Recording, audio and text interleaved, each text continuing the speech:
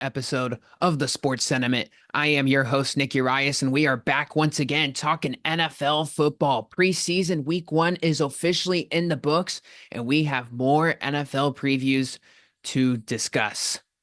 Going down the entirety of the NFC, 16 more teams to run the gauntlet on who will be good, who will be bad, who will be a potential sleeper in this conference, who will win their respective division. And at the end of our 16-team breakdown, we will get into the NFL season awards, offensive and deep rookie of the year, coach of the year, MVP, and everything in between. If you haven't already, go check out our AFC preview. That is available wherever you get your podcasts. And for the NFC, let's get things rocking. Starting off with the Arizona Cardinals, a team that struggled last year, 4-14 overall, 4th in the NFC West. This was a team without Kyler Murray for a large percentage of the 2023 season, and he is back and better. They got a head coach now in Jonathan Gannon entering year 2, and I really liked what he did in year 1. He had this team competitive, especially defensively. We all know he's a defensive-minded head coach coming over from the Philadelphia Eagles, as that Eagles team went to the Super Bowl in 2022. He did a respectable job with this Arizona Cardinals defense. And I know it was one of the worst run defenses in the league, but for the personnel that he has out there, it was pretty feisty in the first half of the season. So you got to give him credit there. They also won as a 10-point underdog in Philly, and they beat the Cowboys at home. I got knocked out of my survivor pool because Gannon's defense was playing out of their lives that game. So I like the head coaching option here for Arizona. I think he will be the long-term answer. And I also like what Kyler Murray did when he came back for the 2023 season when he was out there. He just looked more energized. You can tell a new head coach in Gannon kind of brought some more light into the room. And I really like that. Kyler Murray, we all know, everyone makes jokes about him. Hey, he just sits and doesn't watch film. He plays Call of Duty all day. Well, I think you're going to get a different and re-energized Kyler Murray in 2024. Does that mean you're going to see results right away? Probably not. But he has established some good chemistry with some of the players, even during the back end of that 2023 season. I like what he did to Trey McBride, the tight end out of Colorado State. He was a rookie last year. He had 6 to 10 catches in mostly every game in the second half, and very quietly finished with 825 receiving yards in 2023. I like that. And then, of course, with their first round pick this year in the NFL draft, they add Marvin Harrison Jr., who I think has a chance to have a terrific NFL career. He was a freshman at Ohio State, and he could have probably declared for the draft after his freshman year. Of course, you have to wait 2 years, be eligible for college for 2 years, and play at the collegiate level before you can declare for the draft. So that was the holdup on Marvin Harrison Jr. Otherwise, he would have been in the NFL already. But nonetheless, Kyler Murray needs some new reinforcements. The Cardinals invest with Marvin Harrison Jr. I really like that a lot. And then, they bring in Zay Jones from Jacksonville, solid veteran wide receiver. He's been around the block for some time. They got an emerging piece in Michael Wilson at the wide receiver position as well. So this Cardinals offense will be a little bit better. You'll get a full season out of Kyler Murray, which I personally like. And I think from the skill position, they will be better. James Conner was pretty good last year. And for a team that wasn't great at the quarterback position and a rebuilding offensive line, I like it. The problem is with Arizona is their schedule is brutal. And however, I do think they're going to give some teams some hell this year. It's probably not going to be until the second half, and when they're probably in week 15 and they're playing a contending team and they might just sleep behind the wheel for the first half. That's the way I see this team being competitive, because the first half of the schedule at Buffalo, home versus the Rams, that's a division game. Home versus the Lions, one of the better teams in the NFC. Home versus the Commanders, at San Francisco, at Green Bay. Home versus the Chargers, at Miami. That's probably 2 to 3 wins at best, and that's 8 games right there. So if this team is 3-5 after the first half of the season, you got to think they might just throw in the towel and say, hey, we're not there yet. Let's go rebuild this thing and get ourselves a really quality draft pick. That's the way I see Arizona. Will they still be competitive with the NFC West opponents, probably. But man, that is a brutal schedule. And I have to say, 4-14 last year, they will probably get to around 6 wins this year, which is right in dead last in the NFC West again. Let's go to Atlanta with the Atlanta Falcons, 7-10 last year, third in the NFC South, and they got plenty of reinforcements up top coming in as Arthur Smith is officially out at head coach. He is the new Pittsburgh Steelers offensive coordinator. We think he's going to have a good offense out there in Pittsburgh. Didn't materialize also well in his tenure at Atlanta as Arthur Smith finished 7-10 for 3 consecutive seasons. And with the personnel that they drafted on offense, that was not going to cut it for an Atlanta Falcons team. Who did they bring in to replace Arthur Smith? Well, that is former Rams defensive coordinator Raheem Morris. And he's bringing his crew from LA. He brings in Zach Robinson at offensive coordinator. And I think this is going to be the young, flashy name. Along with Bobby Slowick in the AFC, this has got a chance to be the Bobby Slowick of the NFC with Zach Robinson. He's a first-year offensive coordinator. He was the passing game coordinator and quarterbacks coach with the LA Rams, so he comes from that Sean McVay tree. We all know the McVay tree is pretty well built now. It's got a lot of branches with Kevin O'Connell and Zach Taylor, both respectable head coaches themselves and good offensive minds. But I like this from Zach Robinson. Prior to being an NFL coach, he worked at Pro Football Focus. So he was an analyst breaking down film over there, and he was just crunching up numbers, giving player grades to like offensive linemen, skill position talent. So he knows the personnel that he's going to be coming in with, and he knows personnel throughout the rest of the league on top of him being a coach. So a nice little turn there from Zach Robinson. This is the guy calling plays in Atlanta this year. And with the offense that he has coming his way, this has a chance to be in fantasy football wagon that has a chance to fire on all cylinders. When you got Bijan Robinson, Drake London, and Kyle Pitts with Kirk Cousins at quarterback, we all know Kirk Cousins is a stat monster. We saw that during his time at the Minnesota Vikings. And you put him with this personnel, with Zach Robinson, who I think has a chance to be a great offensive mind, like I said. I mean, Bijan Robinson, in his rookie year, he had over 200 carries and 976 yards in 2023. And you might think, okay, that's not too bad.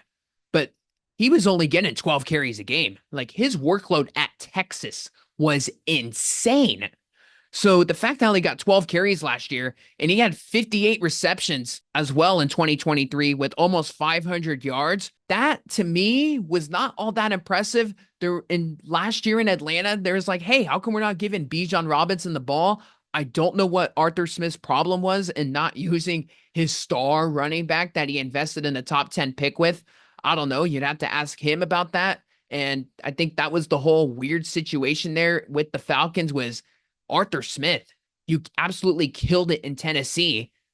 How come you're not doing anything with Atlanta? I understand the quarterback play was bad, but still, that was a big red flag. I think Zach Robinson will get Bijan Robinson for a big time season. I think he can have upwards of 1,300 rushing yards and again, north of 500 receiving yards as well. He has the chance to be maybe the best running back in the league. I think that high of Bijan Robinson, and he is definitely going to be a fantasy football monster. He is a touchdown magnet as well.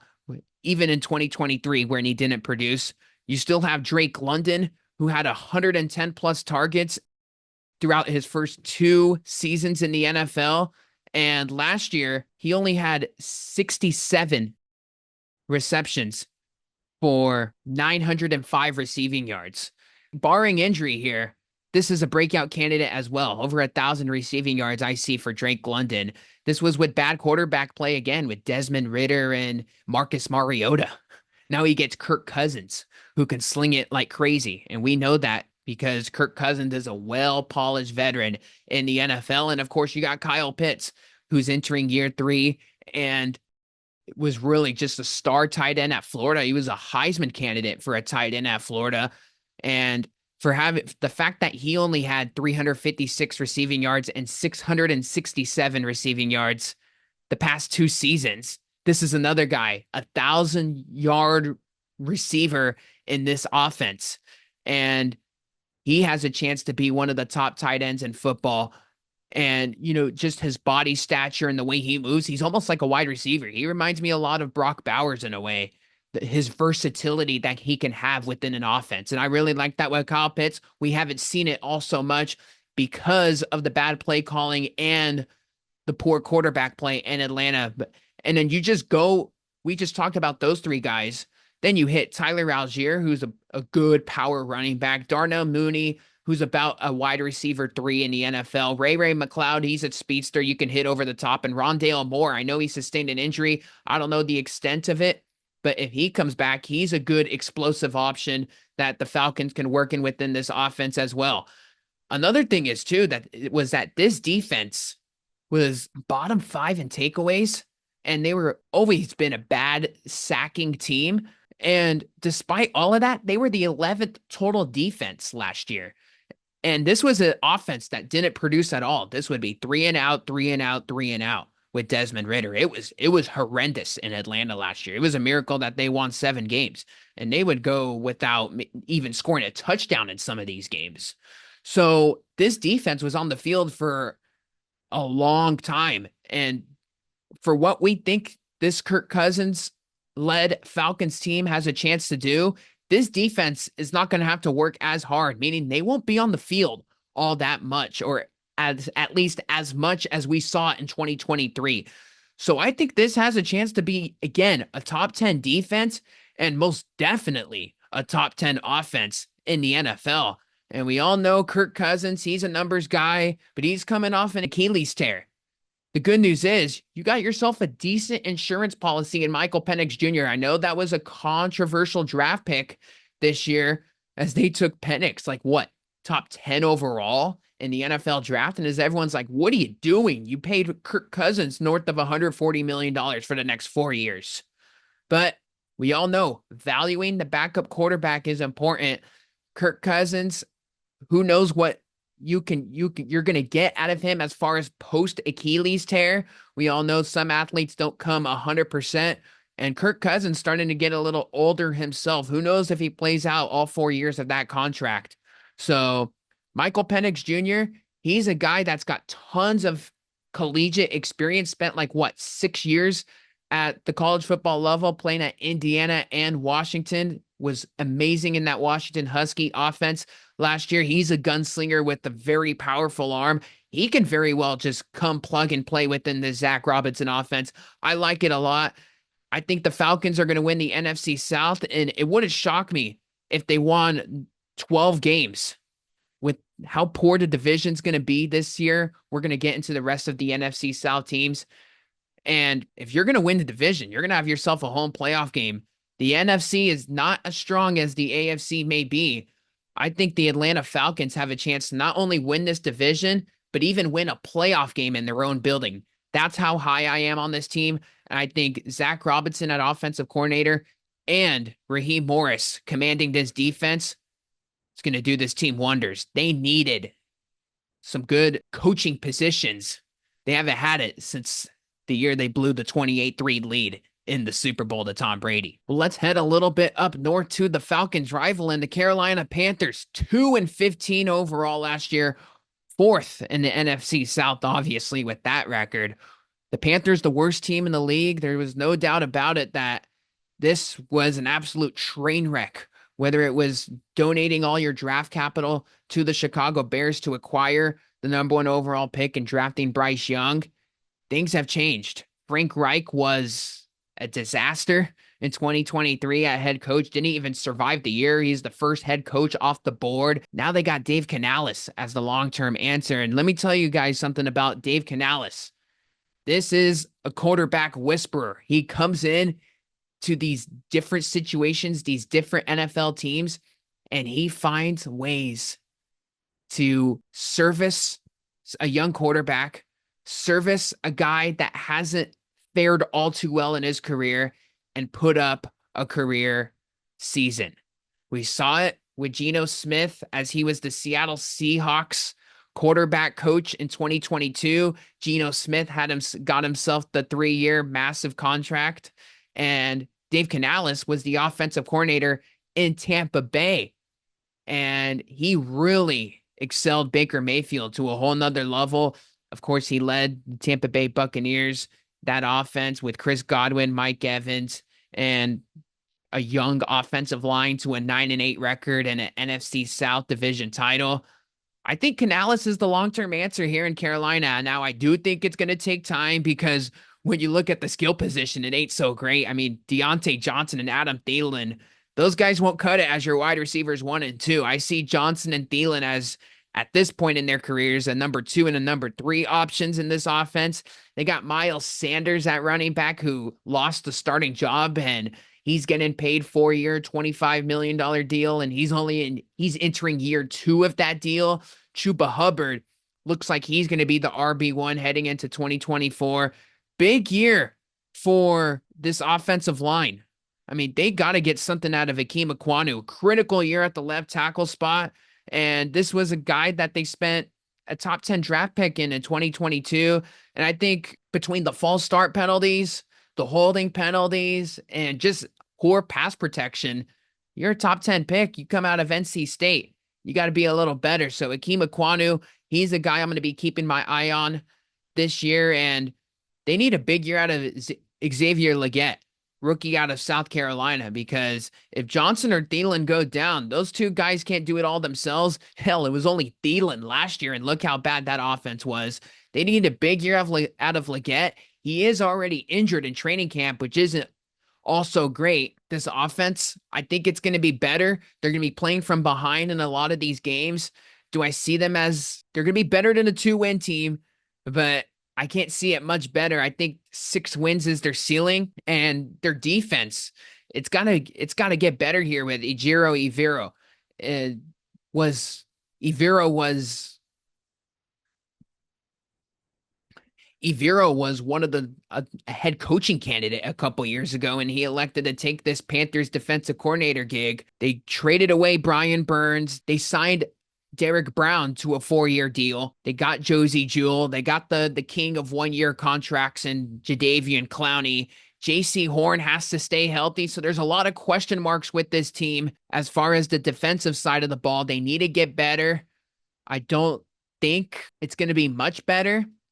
This defense is probably going to give up a lot of points again, and I think the offense will be competitive. Yet again, this was a team that lost 7 one-score games this last year. I think Canales can improve that, like we said. It'll be better than 2 wins than they were in 2023. Again, right around that 5 to 6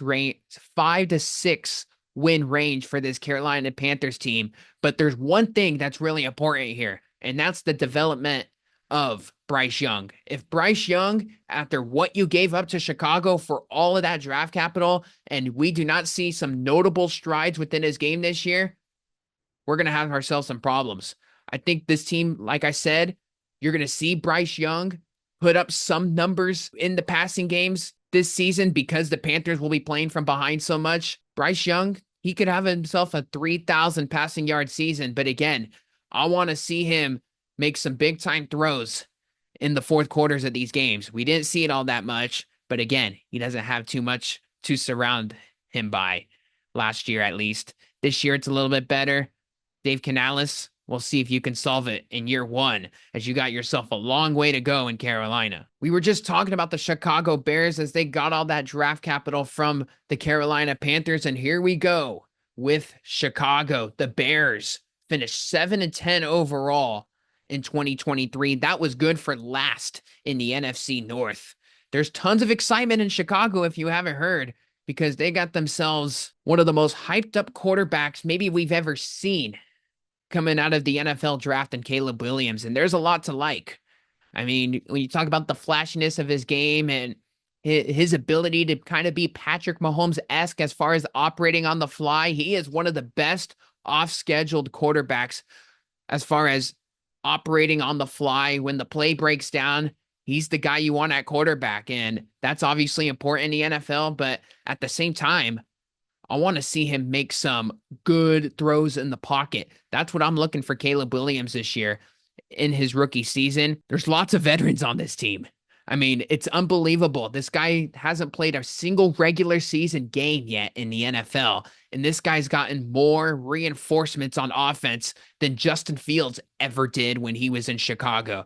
I mean, DJ Moore, Keenan Allen. They drafted Roman Dunze in the top 10. They got Cole Kmet at tight end. DeAndre Swift, they acquired him at free agency at the running back position, and they got Khalil Herbert to kind of dictate the pace a little bit when Swift is off the field. So a lot of versatility on offense here for Caleb Williams to work with. That is very important for especially a rookie quarterback, but there's also some expectations here. They're expecting Chicago to hit the ground running here. They got themselves a first-year offensive coordinator in Shane Waldron. He served 3 years as the Seattle Seahawks offensive coordinator. They got themselves a new defensive coordinator. I know Matt Eberflus said head coach. He's a defensive-minded head coach, but still, Eric Washington's coming in. His first year as the Bears defensive coordinator was the Panthers defensive coordinator from 2018 and 2019, and he led that roster to the 19th and 31st best defense, so not very good. We saw this defense get a whole lot better towards the second half of the season, and you could thank Montez Sweat for that. That mid-season trade really changed the whole dynamic of that defense. We saw TJ Edwards and Tremaine Edmonds start to get a little bit more involved at the linebacker spots. Jalen Johnson came to his own at the cornerback position as well. So this defense, they got some questions to answer as well. Like, hey, you guys stepped it up in the second half of 2023. We need to see that for the entirety of the season. I think when you look at Chicago here, there are a lot of expectations. Caleb Williams signed a $22 million signing bonus with his rookie deal. So the Chicago Bear fans, it didn't materialize all so well with Justin Fields. I can argue very strongly that Justin Fields wasn't surrounded with the right pieces properly compared to what Caleb Williams is going to have. That's most definitely a luxury when you haven't even played yet. And I think for Caleb, like we talked about, like we've seen those highlight reel throws, but I want to see what he can do just hanging in the pocket. And when he's got some time, does he have that pocket presence?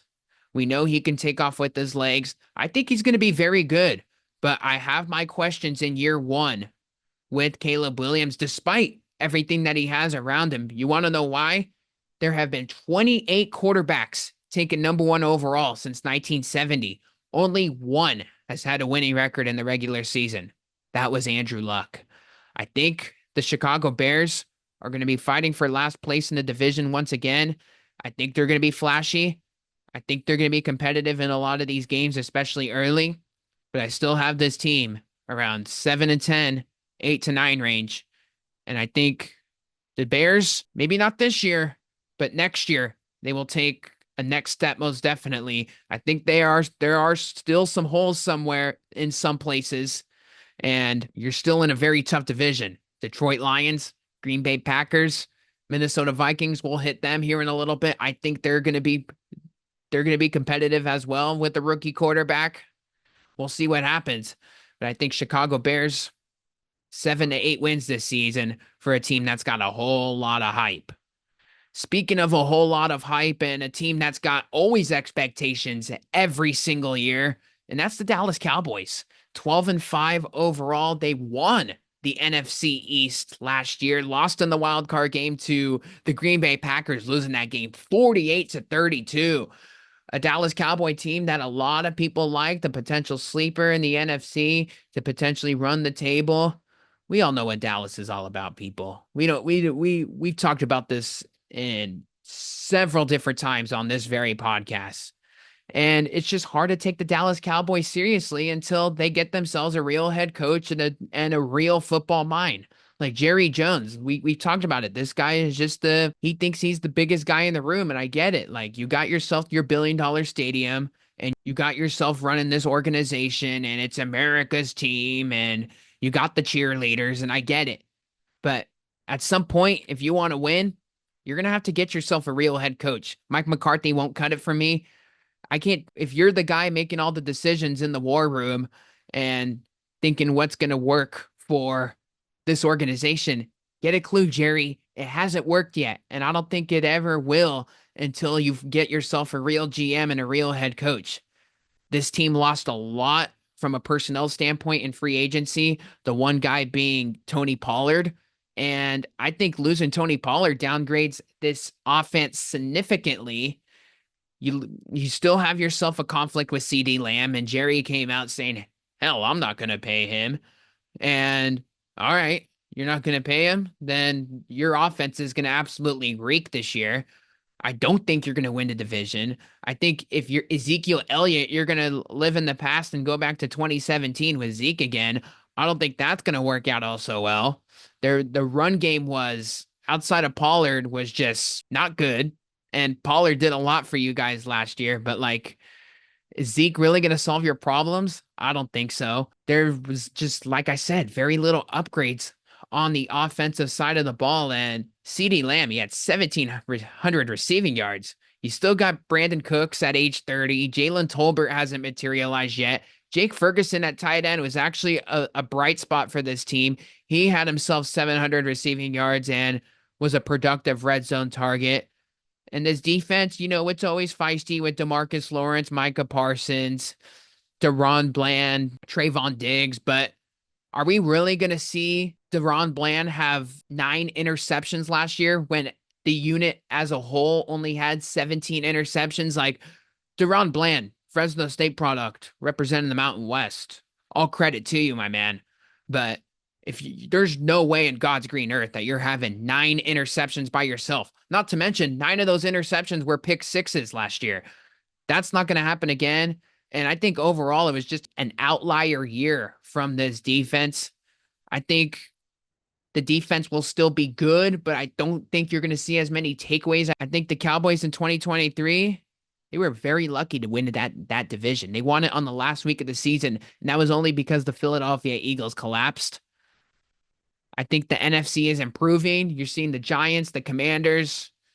I don't think the Cowboys are going to win the division this year. Heck, the Cowboys, they'll be lucky if they make a wild card this year. I'm being truly honest. Dak Prescott, there's some questions that got to be answered with this guy. We know he's big time in the regular season, but when he faces a really good defense like a San Francisco 49ers or like a Cleveland Browns defense that he's going to see in week 1 this year, we'll see what Dak brings to the table. But historically, against the good teams and against a good defense that game plans for him properly, he struggles. And I think he's going to struggle this year after having a very good 2023 season from a statistical standpoint. I think the Cowboys will be lucky if they make a wild card spot, like I said.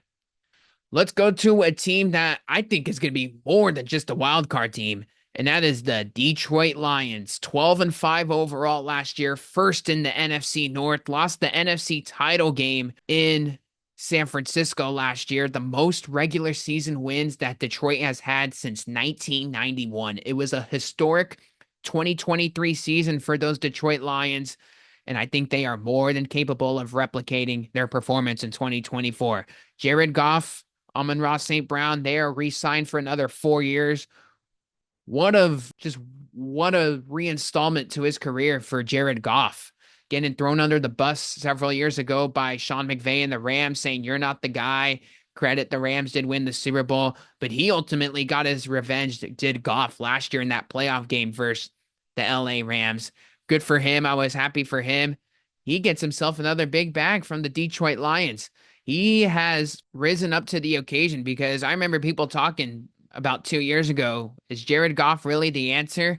Well, in this Ben Johnson offense, he is the answer for another 4 years. And when you got a guy like St. Brown, you saw him on the Receiver documentary with in the Netflix special. That guy's the real deal and what he can bring to the table. Can't believe that guy was a 3rd-round pick. But when you talk about Jared Goff, Amon-Ra St. Brown, and the other weapons that we'll get into, their biggest weapon might be that offensive line. I think this is the best offensive line in the NFL. They showed how good they were last year. I mean, the fact that they were just able to take over games in their in their, whether it's their pass protection or their run blocking. Their run blocking, most importantly. Jahmyr Gibbs, the rookie last year, who was a top 10 pick, and people were wondering, really? Is this guy a top 10 pick? What's Detroit doing? Well, he only had 316 receiving yards, 945 rushing yards for 11 touchdowns. They got David Montgomery to have an 1,000-yard rushing season with 13 touchdowns. Taylor Decker, Graham Glasgow, Frank Ragnow, Penei Sewell back on this squad once again. Penei Sewell, I don't think he's got that long-term deal yet. I'd expect it to be coming if he doesn't have it already. I can't remember on the top of my head, but man, that is a stud at the right tackle spot. And just across this line of scrimmage, those are a bunch of studs on that Detroit Lions line. And I expect him to do incredible things again within that run game. We saw St. Brown.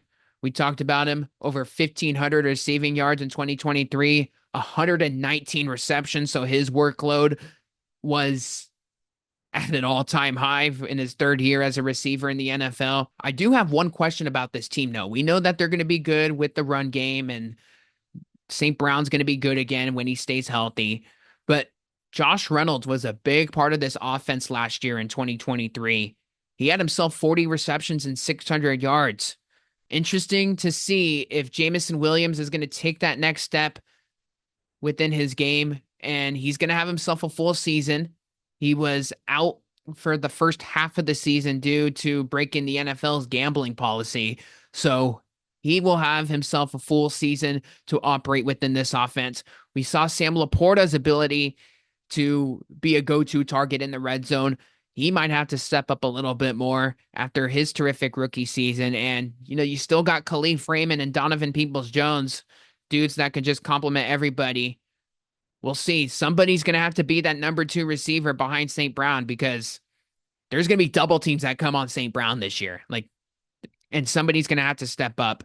Someone outside of St. Brown, I think most likely it will be Jameson Williams. So he is a good sleeper, I guess, fantasy draft guy at the skill position is concerned, because I think he can be a guy where, hey, all the attention's on St. Brown. He's going to go first round in all your drafts.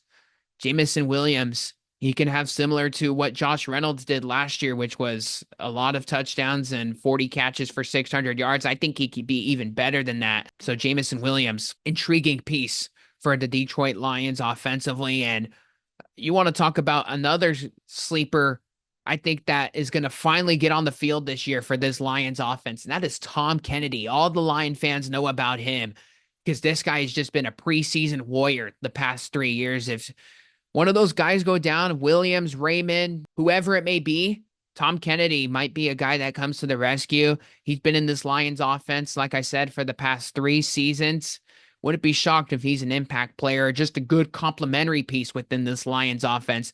I think whether the team's healthy or not, I think he's going to finally see some opportunity. So Tom Kennedy, remember that name when you're watching the Lion games this Sunday. And the Lions defense, it was a whole lot better than what we've seen in the past. And a lot of that has to do with Aiden Hutchinson and Aleem McNeil. I mean, these guys are just primed to have big years again. I can't talk enough about Aiden Hutchinson and what he's going to do this year. I think he's one of the prime defensive edge rushers that we have in this league. You got Nick Bosa, you got TJ Watt. Aiden Hutchinson is on that same tier, ladies and gentlemen. I truly believe it. This is going back to his days at Michigan. He has been awesome. Marcus Davenport, he comes to a new home with Detroit. He needs to reignite his career from former New Orleans Saint and former first-round pick that didn't materialize. I like Jack Campbell at the linebacker spot. I can't wait to see Terrion Arnold's debut and Brian Branch in another year within this system, because Brian Branch is a guy who's always making plays and is always at the right place at the right time. And interesting dynamic here with Dan Campbell this year. We know that he likes to go all in and basically put all of his chips in the middle at the tables in Vegas right before his plane ride home. Like, this is a guy that is not afraid to go for the jugular in the biggest of moments. We saw that in the NFC Championship game this year. However, I'm interested to see if he is as aggressive this year in 2024 because of his kicking situation. Remember last year, he had himself Riley Patterson and Michael Badgley, very inconsistent kickers. Well, he's got himself Jake Bates this year. If you don't know about Jake Bates, this guy was in the UFL for the Michigan Panthers, and this guy was drilling 50 and 60-yard field goals. And in fact, he had himself a 58-yard field goal that was good in the rain in preseason week 1 versus the New York Giants.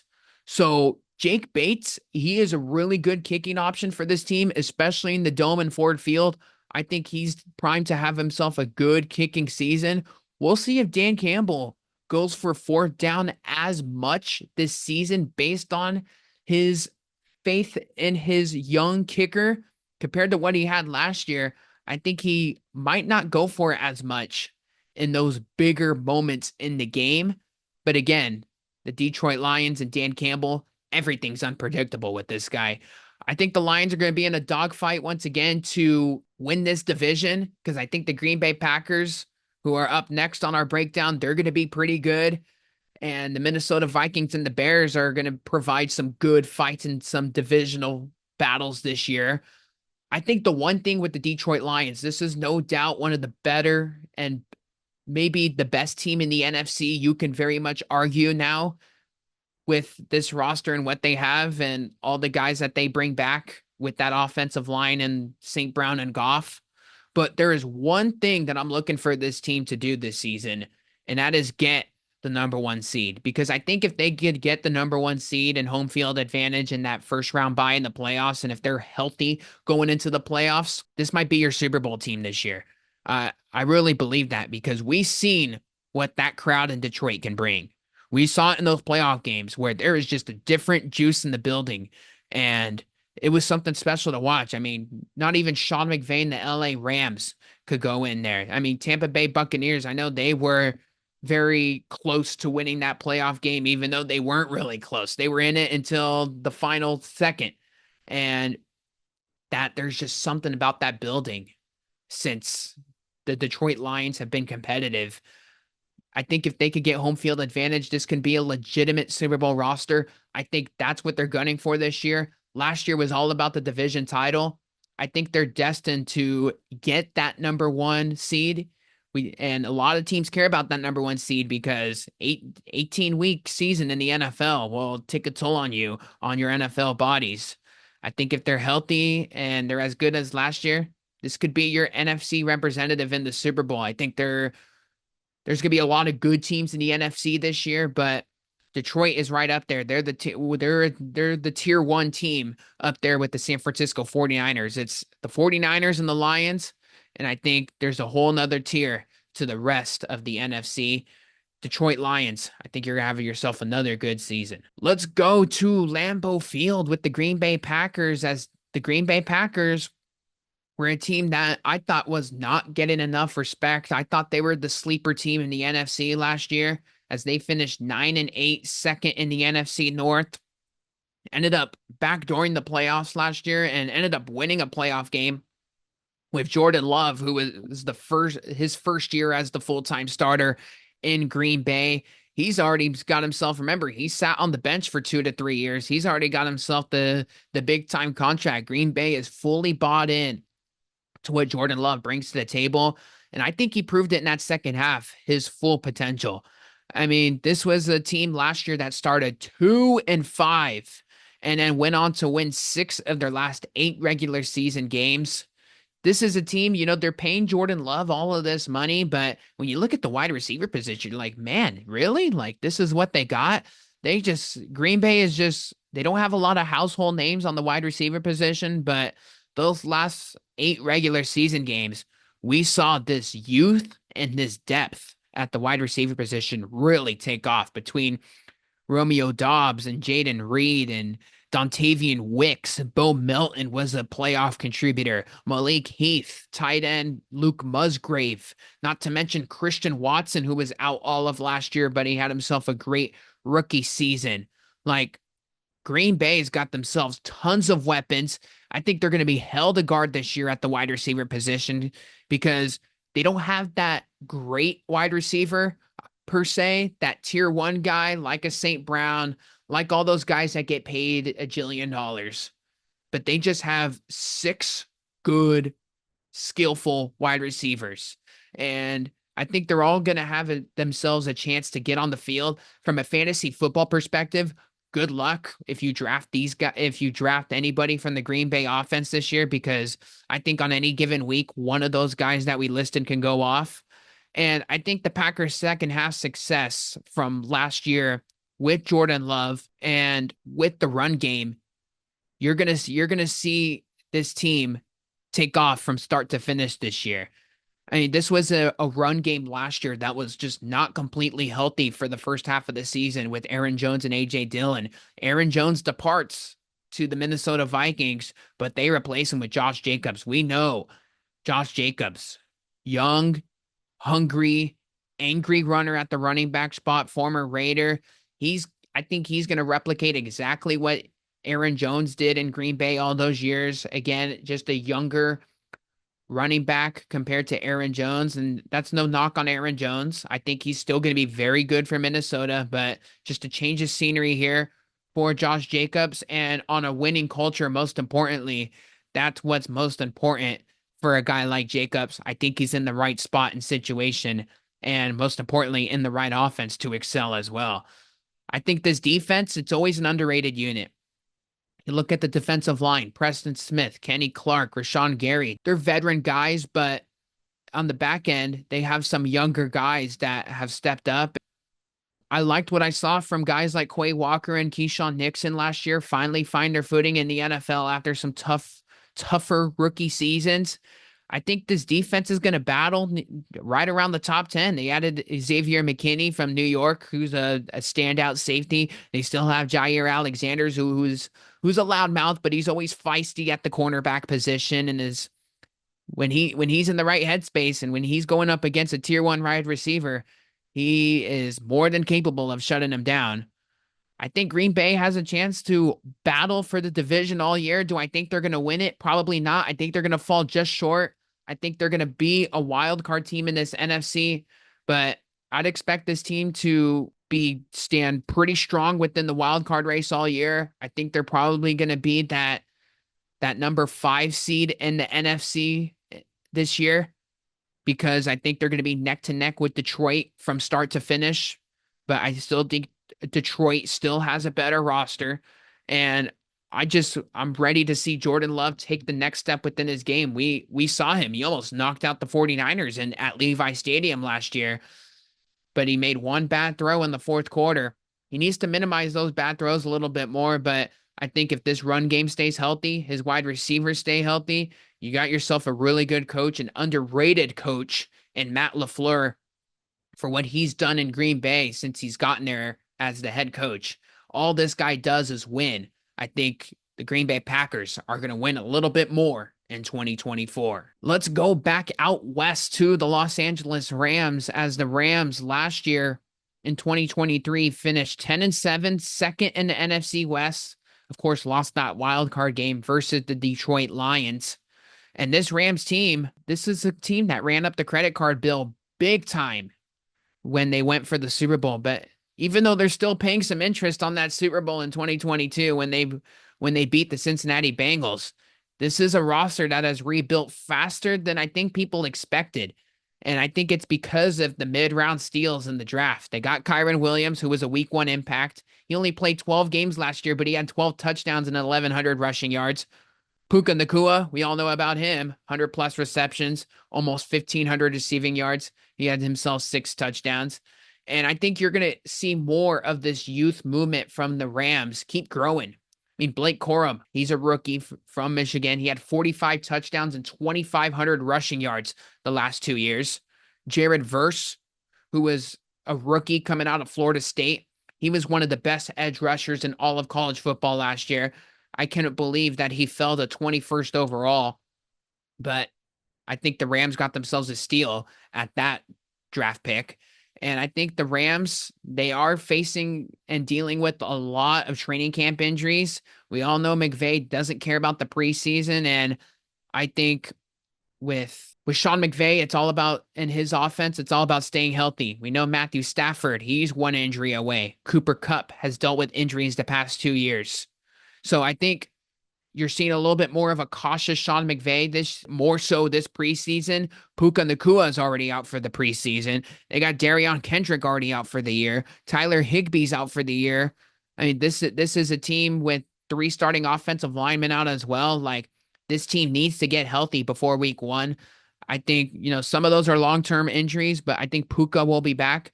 If you got Stafford, Puka Nakua, and Cooper Kupp, this offense is to be pretty good with those running backs, still a young offensive line. And obviously you've got to replace Aaron Donald. He's irreplaceable, but I think Jared Verse will bring a whole lot of impact off the edge in his rookie season. The Rams, I think they're going to occupy themselves a wild card spot here in the NFC. Sean McVay, we all know he's an elite coach in the NFL, but like we said, he needs his team to stay healthy. And, even though Matthew Stafford is there as the QB1, don't be shocked if you see Stetson Bennett. Remember, this was a guy out of Georgia. When he's got plenty of weapons around him, this is a guy that can go out and do the thing and command an offense. He's got himself plenty of weapons at the wide receiver spot and the running back with an elite head coach.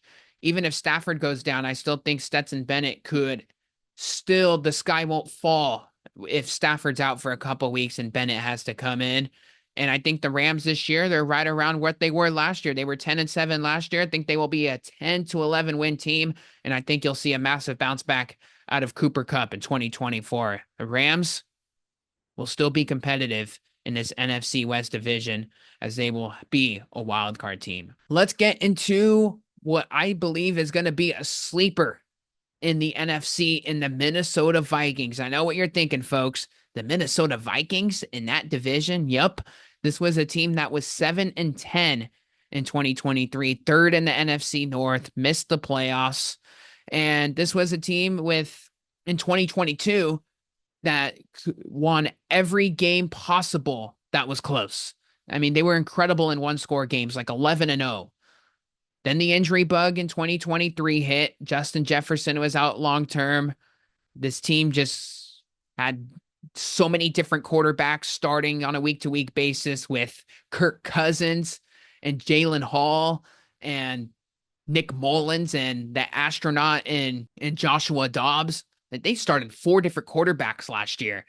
And Jordan Addison, I think, missed some time as well. And this team dealt with a whole lot of injuries. The fact that they finished 7-10 was actually still pretty impressive. I think there's some movement at the quarterback position this year. They invested in Sam Darnold on a short-term deal. They drafted J.J. McCarthy, thinking he's going to be the long-term answer. I think whoever it is in week one, whether it's McCarthy or Darnold, I think they will still find a way to be competitive once again in 2024. Kevin O'Connell has himself a very quarterback-friendly offense. And whether, like I said, it's Darnold or McCarthy, I think either of those guys can excel. And when you got wide receiver weapons like Justin Jefferson, Jordan Addison, TJ Hawkinson, and Aaron Jones in the backfield, that is still very good. The defense, it's all or nothing with this defense. They either blitz the quarterback like crazy or they drop 8 guys in the zone. We know that with Brian Flores as the defensive coordinator. It is quite a frisky defense. It's pretty fun to watch, but when it's working, especially if you're a Vikings fan, but man, it's a pretty crazy defense. For the fact that, there's no in between. It's either all in or they're dropping everything back. You're going to see that again this season. And, this Vikings defense, I think is going to be in some good fights this year. I think, you got Dallas Turner as your first round pick on the defensive line, your Danielle Hunter replacement essentially. And, when you look at some other guys like Harrison Smith and a guy in Ivan Pace Jr. at the linebacker spot, who's actually the Mike linebacker this year. I think he's due for himself an underrated year. This is going to be a fine defense. And I think when you combine the defense with a really good offense potentially here in a quarterback friendly system here, whether it's Darnold or McCarthy can come in and excel. I think this Vikings team is going to be hovering around the wild card spot. I think they're going to be a few wins better this year. I have them projected around 9-8 this year, which means they will probably backdoor the final wild card spot. And I think JJ McCarthy will be playing at that point. I think at some point the Vikings do want to hand the keys to the rookie, and we'll go from there. They addressed their kicking situation as well, which I think is flying under the radar. Greg the Lake Joseph, he was fine, but he would drill a 50-yarder in a game and then he would miss a 30-yarder. It didn't make sense. They got rookie kicker from Alabama and Will Reichard, who I think is a massive upgrade. He made some big kicks for the Crimson Tide over the last 5 years. I think Reichard will be a good option, and I think that's a good point where we talk about the Vikings and the Lions, that they got new kickers. Pay attention to these kicking situations across the NFL this year, because we all know that kickers are very inconsistent, and Greg the Lake Joseph, perfect example. Makes a 50 and misses an extra point for the game, or misses a potential game-winning field goal. So I think, you're going to always have that weird dynamic with these kickers. And I think for the Vikings' sake, they got themselves a really good upgrade with Kevin O'Connell, underrated head coach. I know he's entering year 3 here, but people thought his 2022 year was an anomaly. And in 2023, they just hit the injury bug. I think this year in 2024, you're going to see across the NFL, I think you're going to see some more national attention on Kevin O'Connell for what he's doing to JJ McCarthy, or potentially reigniting Sam Darnold in his career. So Kevin O'Connell, we'll see. He wouldn't shock me if he's in that coach of the year running. I don't have him as coach of the year personally, but I could see him being in that conversation for how good of a year he's manipulating this roster in Minnesota. Let's go to a team that I am very down on this year, and I'm very sad to report it, because a team that's always been a soft spot in my heart in the New Orleans Saints, a team that finished 9-8 in 2023, second in the NFC South. They missed the playoffs, and like I said, I love the New Orleans Saints. If you were to have it, I love the 49ers. They are my team. They are my hometown team. But the New Orleans Saints, if I had a second favorite team, I do root for the Saints, if for those of you who don't know. And like I said, this is a team that I think is just not going to be good this year. Unfortunately to report that. And I think it's time to tear down the foundation and just start this thing over from ground zero, because this is a very old roster now. And I think I know this is going around quite a bit here, but Dennis Allen, this will be your last year in New Orleans. And in fact, I will take it a step further, and I say Dennis Allen will get fired mid-season in New Orleans. I mean, this is a guy at this point where, he's a good defensive coordinator, but a bad head coach. I mean, the track record speaks for itself. He was the Oakland Raiders head coach in the early 2010s, and he wasn't very good there either. 22-46 career record as a head coach, Dennis Allen is. And they finally fired offensive coordinator Pete Carmichael after 15 years in New Orleans. Like, he was just still calling games. Like, Drew Brees was at quarterback, never aired it out as much. And, it was very dry with Pete Carmichael the past few years. Post Drew Brees era wasn't very good. And the Saints, I mean, this is a team that just can't spend right now in free agency. They can't invest. They're $99 million over the salary cap, so they can't really make any real moves. I mean, they got Chase Young on a budget contract, Willie Gay, former Chief, and Equanimeous St. Brown, Amon-Ra's brother. Like, that's what we got here in New Orleans as far as, like, new guys in the room. It's really not all that much. The offensive line was really good in the back end of the Drew Brees era. Not very good anymore. I mean, Eric McCoy, he's a stud at center. I mean, the right tackle, Ryan Ramczyk, who's the best pass blocker on this team, he's out for the year. And in fact, he might be one of the best pass blocking linemen in the NFL. His replacement, Trevor Penning, they invested in a first-round pick out of Northern Iowa 2 years ago. He hasn't materialized. He takes a lot of penalties, and he's been sitting on the bench. They're going to be forced to play him this year at the right tackle spot. And, Cesar Ruiz is okay. Talise Fuaga, the left tackle, the rookie who I slated to start at left tackle this year out of Oregon State, and he was their first-round pick for the New Orleans Saints. I think he's going to have himself a breakout year just to be just for this line to be decent. And here's the thing, I saw Fuaga. I monitored Oregon State all last year because I'm currently at San Jose State recording this podcast, but San Jose State played Oregon State during the 2023 football season, and Fuaga played all his games at the right guard spot. So if he's starting at left tackle, right guard to left guard, two drastically different positions, I think that's intriguing for a young rookie, for a guy that played one position throughout most of his collegiate career. So that is an interesting move if he indeed plays left tackle. But this offensive line is not going to be very good. And we saw with Derek Carr, I love Derek Carr. Like, I think he meant so much to that Raiders organization. He wanted to die for the Raiders. And the fact that the Raider fans booed him out of Oakland and then the organization threw him under the bus on the way out, I was rooting for him in New Orleans. And I think the fact of the matter is, he's got himself a contract, but I just don't think he's the answer here. And in fact, I think, like I said, you're going to see New Orleans just start to tear this thing apart. And I think it's already starting to be torn apart with they finally moving off Michael Thomas. Like, Michael Thomas was a great wide receiver with Drew Brees, but that's just not the case anymore. He was washed after all those injuries. I think Chris Olave is a good piece, but not a great piece. Rashid Shaheed, he's a good deep threat, but he's a borderline number 2 option. And I think, Cedric Wilson and A.T. Perry, like, okay, like, I don't know what we're going to get out of Perry this year. Wilson is like an okay receiver. Jawan Johnson at tight end is decent, but like, the New Orleans Saints are just not offering enough on offense. If the line's going to be good, I don't expect much out of these running backs, even with Alvin Kamara. And, Kamara, for his standards, had himself a down year. So, like, I just don't see it with the Saints team this year. Another thing is this defense and just this team overall is just old. I mean, their core, like with Cam Jordan, 35 years old. He only had two sacks last year. He's on his way out. Demario Davis is 35. Taysom Hill is 33. Can't believe that. And, there are some quality spots on this defense, like with Carl Granderson. He's legit on the D-line. Marshawn Lattimore and Tyrann Mathieu are good. Like, the strength is definitely the secondary. I'm interested to see Kool-Aid McKinstry this year out of Alabama. But I think you're going to see this defense be on the field a lot. I think this offense is going to struggle. We saw the Saints were the ultimate Jekyll and Hyde team in the NFC last year.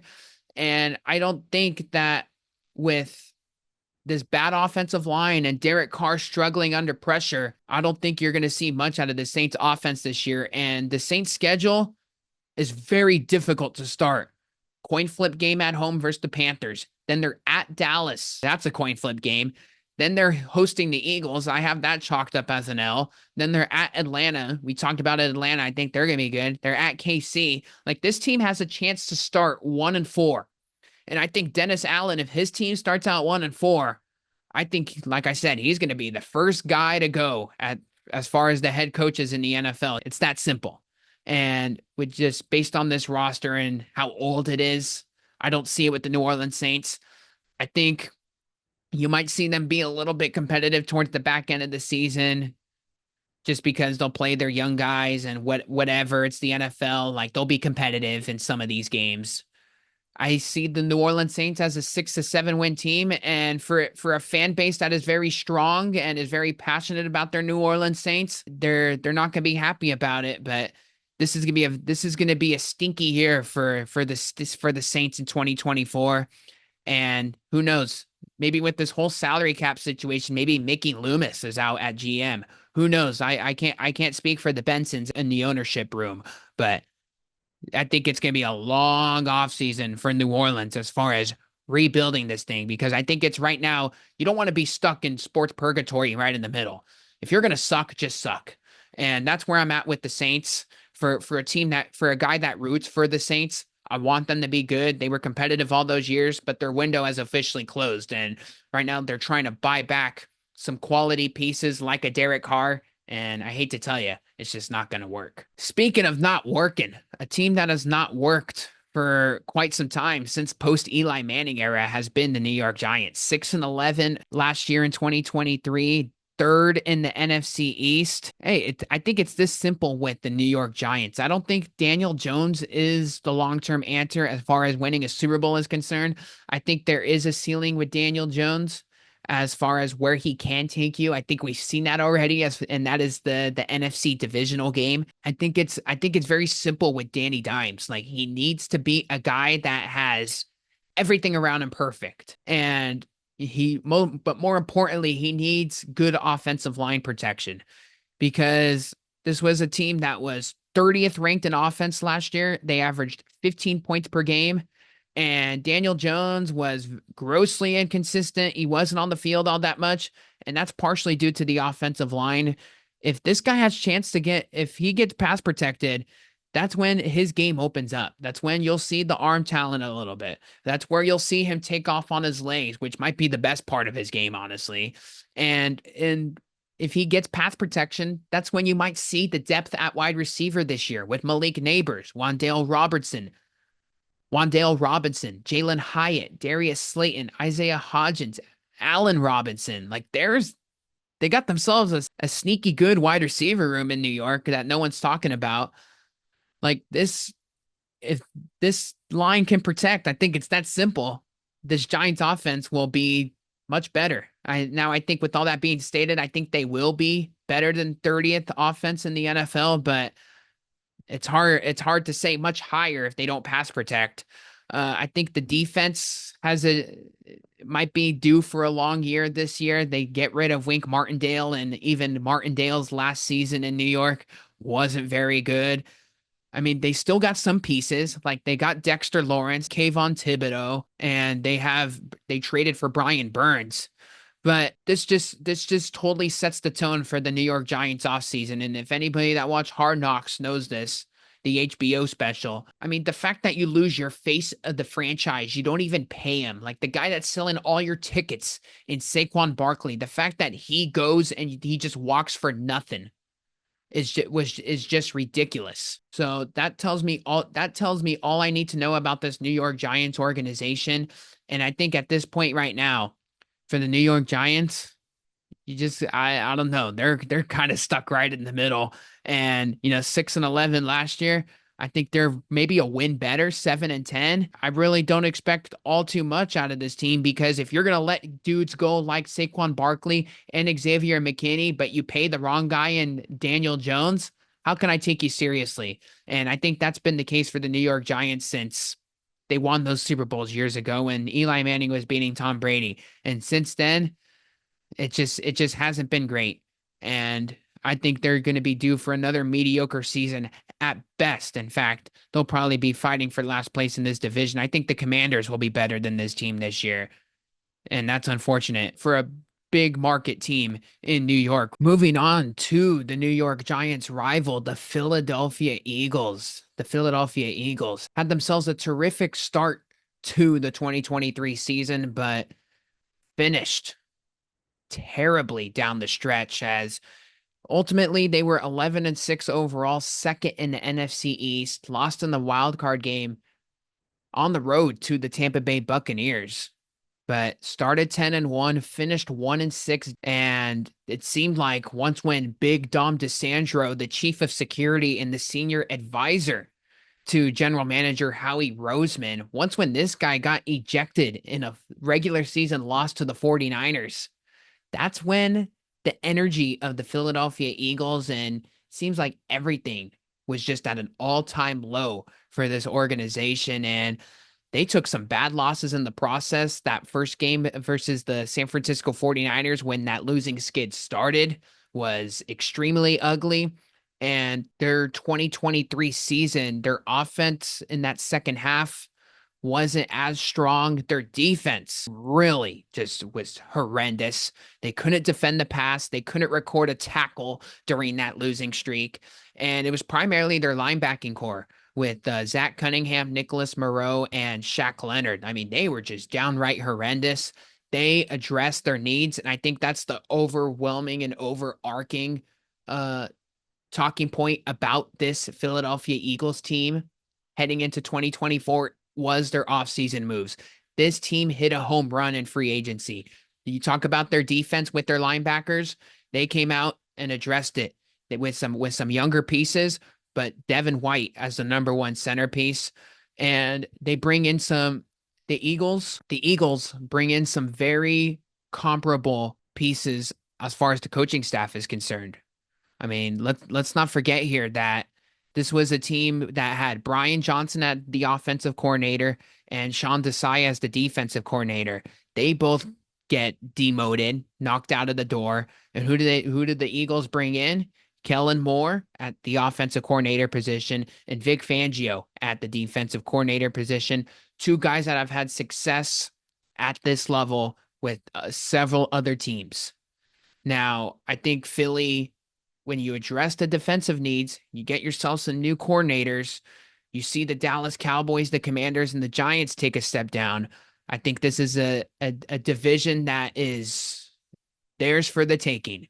And I think that's exactly what they're going to do. I think from top to bottom, this defense, we talked about how bad it was down the stretch. I think this is going to be one of the best defenses in the NFL. I mean, when you got 3 drafts worth of Georgia Bulldog players, that is most definitely going to help. The Georgia Bulldogs have been just an absolute wagon in college football the past 4 to 5 years now. And their defense in particular was just kind of the centerpiece in all of that. And when you got Jalen Carter, right up the middle with big 340-pounder and Jordan Davis on the defensive line, you got Nakobe Dean, Nolan Smith at the linebacker spot. And we already talked about Devin White, just a tackling machine that is a veteran and has won Super Bowl. I think that is very important with that young defense that's got a lot of Georgia pieces, but still very young and is going to get some more experience. I think Keely Ringo, who at the cornerback position is going to be very solid, actually had the game-winning pick 6 in the 2021 national championship game versus Alabama. And, when we talk about all the Georgia Bulldog players, I think they still have tons of veteran pieces, along with some other good young pieces as well on defense with CJ Gardner-Johnson. That's when we saw him elevate to him having career numbers was his 1 year in Philly. He's back with the reunion. They draft Quinyon Mitchell, first-round pick out of Toledo. He's very good. Cooper DeJean, who nobody could throw a pass on him the past several years at Iowa. Like, he could be the long-term answer at cornerback position if some other guys don't materialize. So this defense, it might not be the veteran-led defense that we've known in the past with Fletcher Cox and Derek Barnett and a bunch of other guys, but we saw what these guys can do in college at Georgia with all the guys that we mentioned. And, it's a very young defense, but I think Devin White will be the primary leader in all this. And I think with his winning pedigree that he brings from Tampa Bay to Philly, I think he is going to be the ultimate leader that's going to get these guys playing in the right direction, because we know the upside of them. Like, we've seen Jalen Carter and all of these guys at some point in 2023 last year have their moments. And I think when you put them all together and you put them with a smart defensive mind in Vic Fangio that has flourished as defensive coordinating positions for other teams, this is going to be a good defense. It wouldn't shock me if it's a top 5, top 3 defense in the NFL.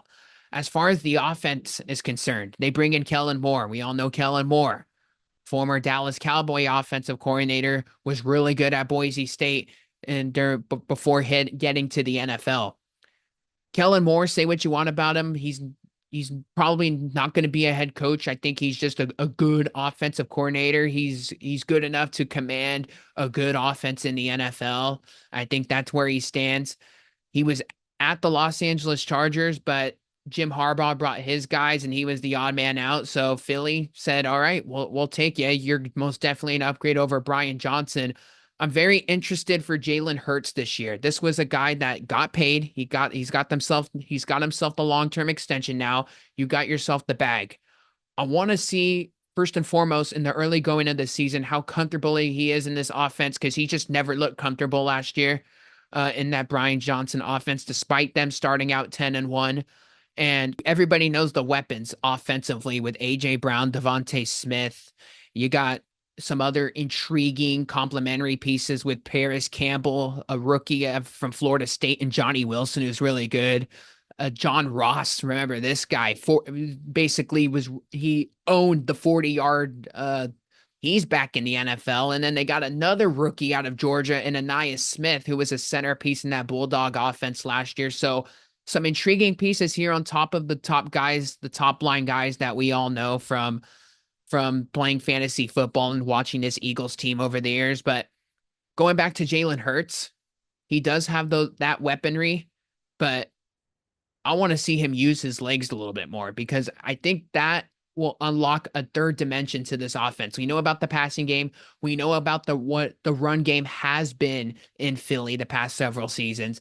But if this run game from Jalen Hurts specifically gets going, this could be an offense that we saw in 2022 was one of the best offenses and ultimately took this team to the Super Bowl that year with, those two great coordinators in Shane Steichen and Jonathan Gannon, who both are head coaches now in the NFL. So Jalen Hurts, I want to see him use his legs more, but even if he doesn't use his legs, I think this offense will still be good because of Saquon Barkley. We all know Saquon Barkley. He was the guy in New York, and he was the guy selling tickets out there in New York. But he was really the only threat during his entire career there for the Giants. Like, that offense was putrid with terrible offensive coordinators, several different head coaches, and now he comes over to a much better brand organization. And with much better coordinators, a much better head coach in Nick Sirianni. And now Saquon Barkley is not necessarily the go-to guy every single play. Like, A.J. Brown and Devontae Smith are the dudes. And like, Saquon Barkley is like one of the best running backs in the league. So I think Saquon is going to be due for one of his biggest years in the NFL. And the fact that there's going to be so many guys to game plan for the opposing defenses, I think 1 week it could be the run game with Barkley, and another week it could be Jalen Hurts and his arm with those wide receivers. So I think this team has a chance to be as good as it was in 2022. I think if this team can stay healthy, if the offensive line could pick up the pieces again. I know Jason Kelce retired, and that's an irreplaceable loss, but that is still an offensive line where that they retain, and some guys will be stepping up. So I think the offensive line it's not going to be Detroit Lions offensive line, but I think it's still going to be a top 5 line in the league. And you already know the Eagles are going to still run their brotherly shove and all that other good stuff. So this Eagles team is going to be fine. I think their defense will be significantly better. I think they're going to win this division pretty easily. And we all know the NFC East hasn't had a repeat division champion since 2004. We all know the Cowboys won it last year. The Eagles are destined to win this NFC East division. And I think they can go further than that. I think they're right behind the Niners and the Lions in this NFC conference as far as Super Bowl is concerned. Speaking of Super Bowls, let's talk San Francisco 49ers, my team. A team that went 12-5 in the regular season, first in the NFC West, and ultimately lost the Super Bowl to the Kansas City Chiefs once again. Man, this has been a crazy offseason for the San Francisco 49ers based on the Brandon Ayuk saga and the Trent Williams contract, which the Trent Williams stuff seems to just be flying under the radar at this point because Brandon Ayuk has just been in so many storylines across the NFL offseason. As far as, those guys are concerned, we're recording this on Monday, August 12th. There's been no update on those guys. So I think Brandon Ayuk, as far as his situation is concerned, if he gets traded to whatever team he gets traded to, I think it's going to hurt this year's roster. And because who knows what Ricky Pearsall is as a rookie, and he's not going to have a training camp or preseason because he's on the PUP list. He can't practice. So there's going to be some question marks with that if Ayuk gets traded. So this is just a wait and see approach with how this offense is going to look. We know with Trent Williams that he's one of the most important guys in this offense. And when he's out, then Brock Purdy's blind side is not only vulnerable, but this offense for the 49ers under Kyle Shanahan just doesn't run properly. And we've seen that over the years with Trent. Even at age 35, he's still one of the most important guys on this roster. The problem with him is that he wants more guaranteed money on what already is a long-term contract. The problem is the Niners are already in salary cap hell, and they don't want him to suddenly retire, and they owe him all this money.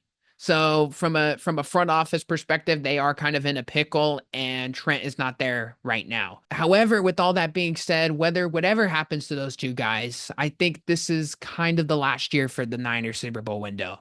Like, this is a team that's manipulated the salary cap in so many different ways. They've restructured contracts. And I think they're learning right now with the whole Brandon Ayuk saga that it's like, we're paying so many guys. Like, at some point, if Brock Purdy comes in, who's only getting paid $1 million, Brock Purdy, if he has another good year, he's going to come in and say, knocking on the John Lynch's office door saying, hey, John, about time we have a talk here. Where's my $50 million? Like, there's gonna be some real conversations with that. And I think that's why they're so hesitant on the Brandon Ayuk stuff, because you look at the Niner paperwork, man, it's a laundry list, and there's a lot of big numbers with a lot of commas in there. So the Niners, like, they're gonna have to make some really tough decisions. Like, if they pay Ayuk, they might have to cut ties and trade Deebo Samuel, who's on his year 2 of the 3-year deal. Like, there's going to be some big roster construction at some point with this Niners roster. And that's why I think ultimately it's the last year for the Niners Super Bowl window, no matter what happens with Ayuk. And I think Trent will be back at some point, but it's the reality of the situation that the Niners have had their window and they haven't capitalized on it because of Andy Reid and Mahomes. And, they've been there. They just haven't gotten over the mountaintop. As far as the offensive line is concerned, this is probably the unit I'm most concerned about heading into the season. We know the offensive line let us down in the Super Bowl. I mean us, because I'm a Niner fan here, but that right side of the offensive line is definitely up for question. We know what Trent and Aaron Banks and Jake Brendel can do on the left side. Spencer Burford and Colton McKivitz have something to prove this year. In fact, I think the fascinating thing out of 49er camp right now is the emergence of rookie Dominic Puni. I think he's going to win the right guard position, the starting job. So I think Dominic Puni, I mean, he was terrific in preseason week 1. He's shown the flashes that he can start based on the training camp tape that I've seen. I think that is an emerging piece for the Niners that's going to be very good. I think another thing that's getting brushed under the water here a little bit is new defensive coordinator Nick Sorensen. Remember Steve Wilkes? It just never worked out. Like, he was up in the booth and then he came down. And, the thing about the Niners and all the defensive coordinator guys, all the successful defensive coordinators, they all had the energy. Robert Saleh, D'Amico Ryans, they brought the energy after a big play.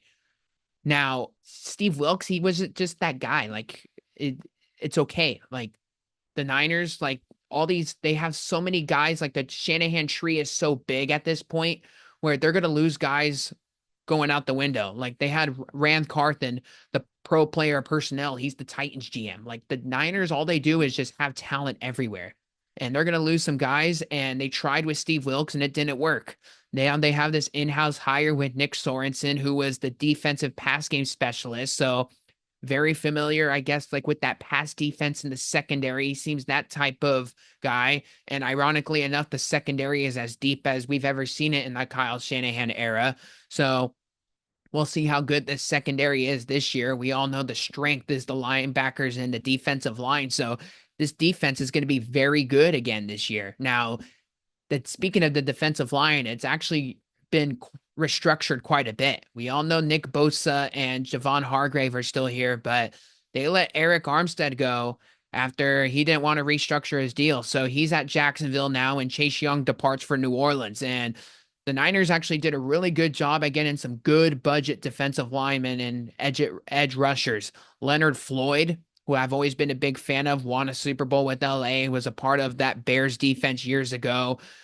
with Khalil Mack and Akeem Hicks. That was just amazing. And they got Malik Collins, just a good complimentary guy that started for several years, and he comes over from Houston. As far as the linebacking situation is concerned, we all know Fred Warner is going to be the guy, but who's going to be the Dre Greenlaw replacement? Remember, Greenlaw tore his ACL or Achilles. I don't remember at this point, but he's out for a long term.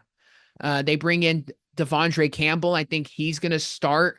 And then who's going to be that third guy? Because they lost Oren Burks. Is it Flanagan Fowles or is it D Winters? I've liked what I've seen from D Winters thus far from the Niner camp in preseason.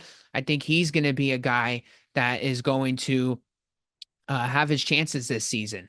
And then as far as the secondary is concerned, we know what this secondary is about, and like I said, this is the deepest the secondary's ever been for the Niners, which are Various Ward and Diamador Lenore, Ambry Thomas, Talanoa, Jair Brown. Like this is a good secondary, and Rock Yassin as well, well polished vet. So I think the Niners here, they're clearly the best team in the NFC on paper, but this is a team last year that was extremely healthy down the stretch. They got the injuries out of the way in the middle of the season. They're going to need all these guys to be healthy once again, and injury luck, we'll see how it goes. They're probably going to win the NFC West barring injury, and we'll see what happens. They got some tricky scheduling spots this year. They face Seattle on a short week on Thursday Night Football. That's never easy. They travel to Minnesota again this season, which a place that they never win. And then they have back-to-back road spots in prime time at Green Bay and at Buffalo. That's a very tough stretch. So the Niners are going to lose some games. If they stay healthy, they're probably a 12-5 team again. And we'll see how, as far as home field advantage is concerned, it definitely helps when you have that in your back pocket. I'm just not sure about this Niner team this year because they've had their windows of opportunities. And even though this is the last year for the Niners, man, it's going to be hard to get 17 games out of McCaffrey again. It's going to be hard to get a lot of their big time out there for all these games. Like they're going to get an injury bug at some point. And that because that's just the way the league is. And those guys are so important within their roles. If one guy goes out, the whole offense changes. And I don't know if that's going to be sustainable. If they're all healthy at the right time and, there's not a long-term injury in there, okay, I think the Niners will be fine. But we'll see what happens. The Niners window, it's on his way out. And 2024 is the last year to do it. Let's transition into the San Francisco 49ers division rival in the Seattle Seahawks, a new era in Seattle and in the Pacific Northwest after Pete Carroll is out at head coach. And you go from an aggressive gum chewer and one of the most energetic 70-year-olds to one of the smart minds that the NFL is going to soon learn about in Mike Macdonald. I think this is a great hire from GM John Schneider. And you go from a young head coach, change the culture a little bit. I think Pete Carroll, he had that one energetic 2022 squad, and then, things kind of just weared off a little bit. The Seahawks needed to change. Now, Seattle, this is a team where, the offensively, they got a new offensive coordinator in Ryan Grubb coming in. If you don't know about Ryan Grubb, you're going to know about him in a very short period of time because he was the guy commanding that 2023 Washington Huskies, the team that went to the national championship. So Ryan Grubb definitely knows a thing or two about the offense. Macdonald knows something about the defense as well, was formerly the Ravens defensive coordinator. And, the run defense is not great. They allowed over 130 rush yards per game. That was second worst in the league last year. But there's some pieces on this defense. You got Reek Woolen, Leonard Williams, Devin Witherspoon. They need Byron Murphy the second to be great. And this offense, it was a great story in 2022 with Geno Smith. He got his money, but I just don't think he's the long-term answer here. He's in year 2 of that 3-year deal. And I think you're starting to see now, if you don't know already, it's a young man's league at quarterback now, and Geno's already north of 30 years old. And I think at some point the staff is going to want a new quarterback. But right now, it's interesting here with Seattle because they are a 9-win team last year. They were 9-8, third in the NFC West, missed the playoffs. But with this roster, like there's definitely some flaws, but at the same time, there's definitely some pieces here on the offense, and we know this with DK Metcalf and Tyler Lockett. And I think Jackson Smith and Jigba has himself a high ceiling as well. So those Seahawks are in this weird situation here because they can't fully tank, but at the same time, they're not there yet. And I think they gotta make, I think at some point that I don't know if they can't really sell the farm here because they got some themselves some big time talent. So I don't know. They're gonna have to work with that they got, and they might be stuck in the middle here for a little while until they get this quarterback situation figured out. I think this is a team right now that's going to be hovering right around that 7 to 9 win mark once again. They'll be in the wild card space once again. I do think that this rush defense is going to be shaky once again because there's not a whole lot of meat on the bone there. But I think the Seattle offense, with you got yourself a Kenneth Walker, you got yourself a healthy DK Metcalf and Tyler Lockett. Geno Smith is more than serviceable. I think this defense is going to show up. It's not going to be it's going to be a little bit better this year, but this is still going to be not a good defense. We've seen Mike McDonald. Give this guy a couple years to rebuild Seattle. This guy will be the real deal, especially on the defensive side of the ball, because this is a guy that shut out the Detroit Lions offense last year and forced Brock Purdy to have his worst game as a pro, as Purdy threw 4 interceptions on Christmas Day. So there's definitely excitement in Seattle, and I think there will be once again, but I think right now they're just in the middle of what I would consider a complete retool. Let's get into the Tampa Bay Buccaneers, a Buccaneer squad that went 9-8 in 2023, won the NFC South, and in fact, even won a playoff game in their own building versus the Philadelphia Eagles. The Buccaneers were terrific on both sides of the ball last year. Baker Mayfield had probably his best season of his career, and that was all due to Dave Canales. We already talked about him being the Panthers head coach. He was the offensive coordinator last year. He's now gone. They got now Liam Cohn, first year OC out in Tampa. He was the offensive coordinator at Kentucky, University of Kentucky with the Wildcats last year. Also has some OC experience with the Los Angeles Rams. So this is going to be a new offense, which I'm very intrigued to see. We're going to see how good Baker Mayfield looks. He looked very comfortable last year. Rashad White was a big part of that with that heavy run attack. And Mike Evans and Chris Godwin, we all know how elite these guys are. Tom Brady did a whole lot with them during their Super Bowl run in 2020.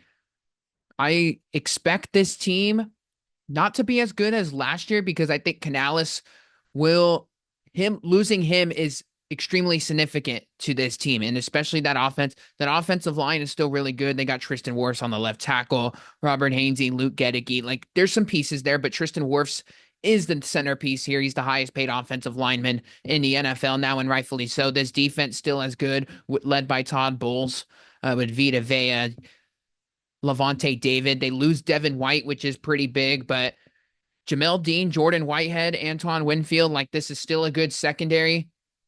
The thing with Tampa Bay is this was a team that was very healthy last year, especially on the offensive side of the ball.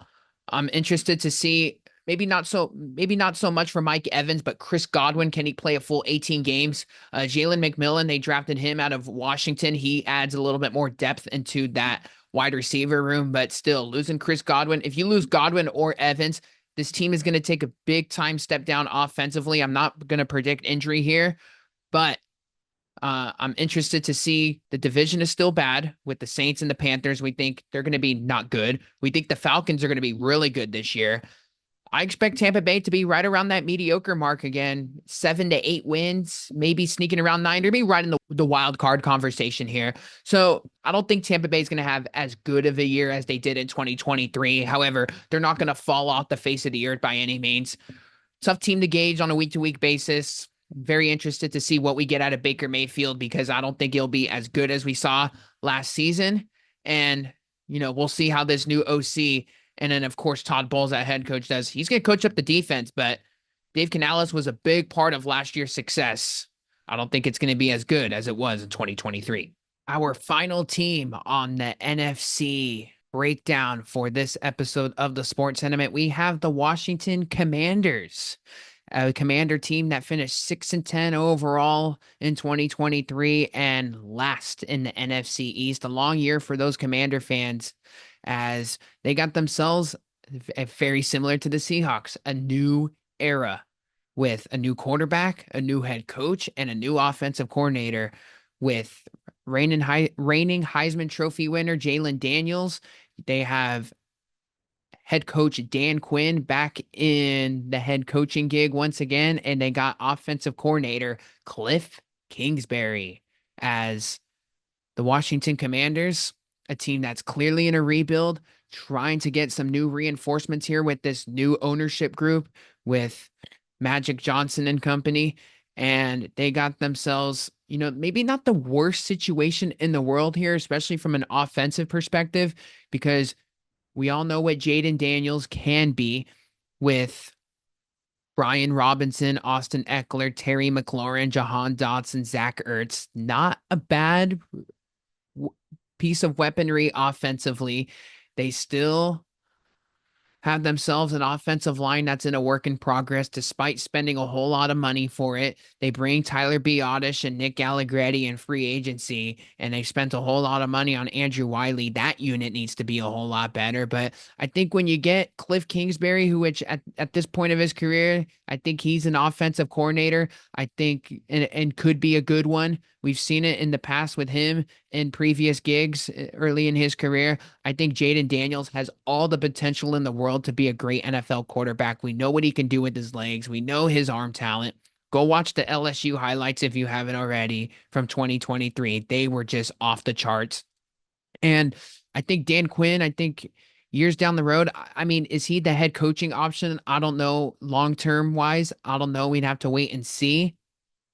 But I think this Commander team does have a chance to be competitive in some games. They're still in the middle of a rebuild. I think this defense will still be a mess this year. I mean, they got Deron Payne and Jonathan Allen, some good pieces, and some vets like Bobby Wagner and Dante Fowler, but nothing to move the needle significant for me.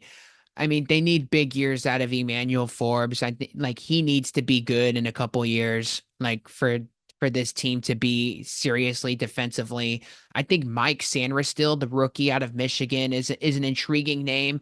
I mean, if you want to take a defensive rookie of the year flyer, I mean, he's an interesting piece that can be a guy that secures a lot of interceptions. But like I said, the Commanders, I don't know. There's a whole lot of moving parts here. A team that's clearly in a rebuild. I think they might actually be better than the New York Giants because I think their offense is going to catch some teams by surprise. With that being said, I think they're going to be in a lot of shootouts this year because that defense is gonna leak oil like crazy. But I see this team as a 7-win team. When in doubt, you take the Commanders as a 6 to 7 win team every year, and that's where I'm at with this squad. But I do think Jaden Daniels is the franchise answer at quarterback finally after all these years, and it's just a matter of did they get the head coach and can Cliff Kingsbury adapt to Jaden Daniels' options. So that's going to do it for this episode of the Sports Sentiment. All 32 teams have been broken down. And if you haven't already, like we mentioned at the top, you can go and check out our AFC preview. All the timestamps are in the description. We'll have the timestamps for if you just want to go to by team. We will list that in the description, wherever the platform that you're going to be listening to this on. As far as the NFC division winners, we'll rattle them off real quick. I have the Niners winning the West, the Lions winning the North, the Atlanta Falcons winning the NFC South, and the NFC East winner will be the Philadelphia Eagles. We also got some NFL season awards as promised off the top. Offensive Rookie of the Year. Let's go with Marvin Harrison Jr. I think he's due for a big season in Arizona. I know the sexy pick and the easy pick is Caleb Williams, but I know there's a lot of media attention will be on him. I think Marvin Harrison is going to have an 1,000-yard receiving year. I think he's got a chance to be one of the tier 1 wide receivers in the NFL, and I just absolutely love the upside that he provides. Defensive Rookie of the Year, I think it's going to be Jared Verse from the Los Angeles Rams. Rookie out of Florida State, we talked about him on the Ram preview. I think this will be an absolute force to be reckoned with. I think he'll be one of the best pass rushers this year. I think he's going to have upwards of 8 to 10 sacks. I think he can be that good for this Rams defensive line. And obviously, Aaron Donald not being there, I think there's going to be some opportunity for him to create a whole lot of havoc. My regular season MVP, we got Josh Allen. I think Josh Allen with this Joe Brady offense is primed for some big things. Everyone talks about the wide receivers, but I think he's going to be just fine. And a healthy amount of James Cook commanding this offense will lead to a whole lot more of good things for Josh Allen. So Josh Allen's my league MVP. Offensive player of the year, I got Breece Hall. Breece Hall from the New York Jets. I think he's primed for himself a big year. I think the Jets are going to be running the football quite a bit, and we've seen if Breece Hall can play 17 games and the Jets have themselves a whole lot of success going their way, I think Breece Hall can be a guy that's 1,500 rushing yards with 10 plus touchdowns. I think the upside's very high for him, and I think he'll be a focal point within that New York Jets offense. Defensive player of the year, Aiden Hutchinson. I think when you talk about tier one defensive linemen and edge rushers, I think there's Nick Bosa, TJ Watt, and then I think Aiden Hutchinson is on that conversation as well. Hutchinson's going to have himself a big time year. I think he's going to be that one of those guys that probably going to have 15 sacks. He's going to blow up the line of scrimmage in some big time moments in some fourth quarters this year. And I think he is going to win Defensive Player of the Year. We all know that the NFL loves giving it to the defensive lineman as well, that very award. Comeback Player of the Year, I got Nick Chubb. We all know how good Nick Chubb is. He tore his ACL in week 2 last year in a loss versus the Pittsburgh Steelers. Nick Chubb, I mean, we all know with that offensive line and how high I am on the Cleveland Browns this year.